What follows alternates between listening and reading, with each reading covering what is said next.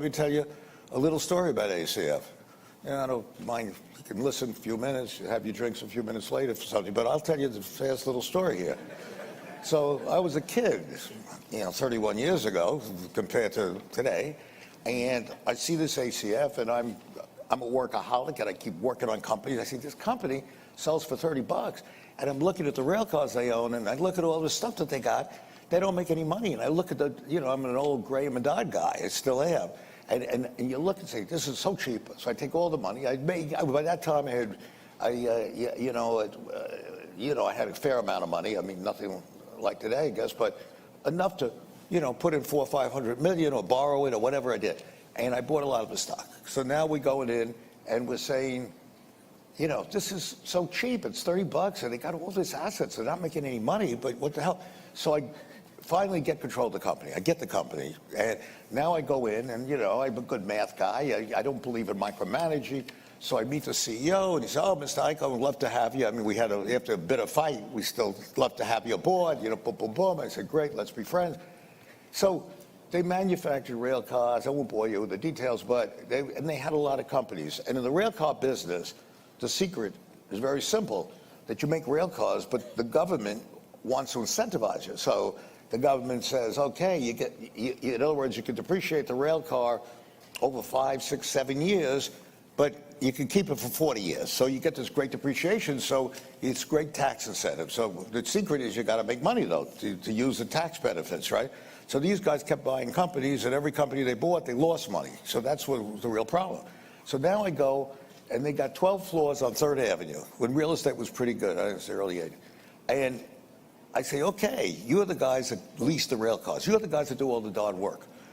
And that's a true story, and it's sort of amazing, but it still applies a lot to today, maybe not as much. Well, pretty much as much. You're gonna listen to this, it's hard to believe, I know.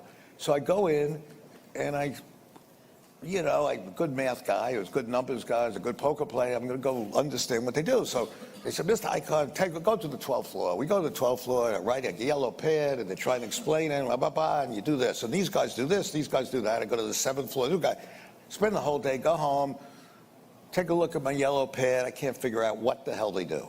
So I go back the next day, and the 7th floor, 9th floor, 8th floor, boom, boom, boom. And I say, I'm not an idiot.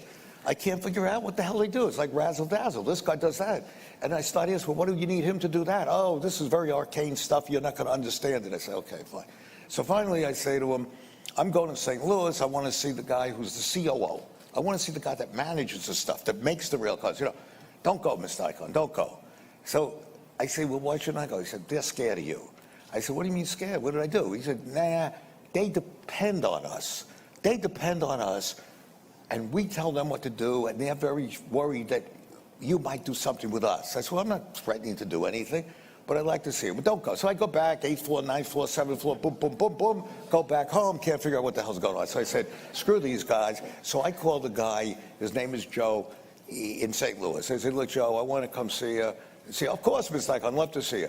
I said, do me a favor, don't tell the CEO I'm coming. I just want to come myself and talk to you, but don't get nervous about anything. He said, why should I be nervous? I said, you're right. This guy, Joe, is like a John Wayne character. He was a captain in the Marines, a tough guy. I was scared of him. And I'm sitting there looking at him, we're talking and we're laughing, and he's showing me stuff. I understand what he does. He does this or that, boom, boom, boom. So I said, I want to have a drink with you. So we go out and have a drink.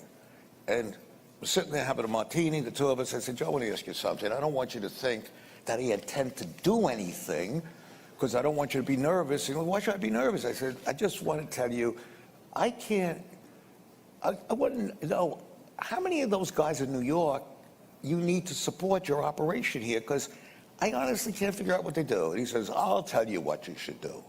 I'll tell you how many supports I need. I need minus 30. So I say, Joe, what the hell does that mean, minus 30? Because you don't have the balls to do what I'll tell you to do, just like that. I said, what's that? Get rid of all of them tomorrow. Get rid of all of them. And I'll need 30 people less that have to support them with the numbers that they don't need from me. So I go and I say, hey, it's unbelievable. I can't believe this. Now, today, I would have done it immediately, got rid of the whole bunch of 12 floors. But then I still was wondering, maybe this guy Joe's a little crazy. How could I get rid of 12 floors of people? So I figured, how do I do that? And meanwhile, I knew the guy who owned the building. And he said, you know, Carl, I could use the lease if you get out. And I don't think these people do anything. I watch them. And I said, bullshit, he's a real estate guy. What the hell does he know? So I now go and I figure, what the hell do I do? So there's a consultant around. And, you know, consultants are okay sometimes, you know, not too often, but sometimes. But I brought these guys in, nice guys, Columbia University at those days, and they were the great leasing experts of the world. You know, leasing, they do this for all these companies. I call them in, 3 guys come in, and one is a professor at Columbia, and he says, Mr. Icahn, we understand your problem. Very arcane. I said, yeah, I heard that word before. You're really arcane. So I say, I want to know what they do. Don't worry about it. 3 weeks, we'll be back. It's $250,000. I said, okay, I'll pay you $250,000. Come back in 3 weeks. They come back in 3 weeks. Now, this is sort of hard to believe, but it typifies America, but people don't believe it. Comes back in 3 weeks with book like this. Big book, you know, boom, boom, boom, yellow graphs, red graphs, green graph. I say, hey, I ain't going to read this book. I said, and I'm colorblind anyway. So I say, all I want you to do, here's a yellow pad. I did very well in school. I'm a numbers guy. Tell me what they do. And I said, here's your $250,000. And I give it to him. And he looks at me, he smiles. He says, you know something? You've been square with us, Mr. Icahn.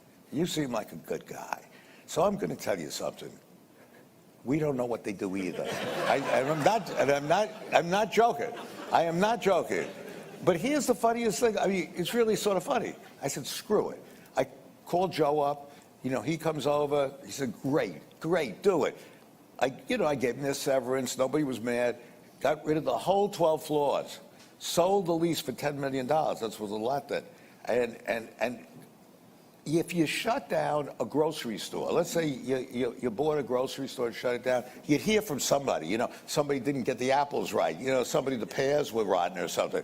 If you had a flower shop, the roses wilted. It was like out of a science fiction movie. It's like they never existed. I never got a letter. I never got anybody calling me. They left. It was like one of those bombs, you know, that just hit the thing and you know, kills all the people and the building stays. And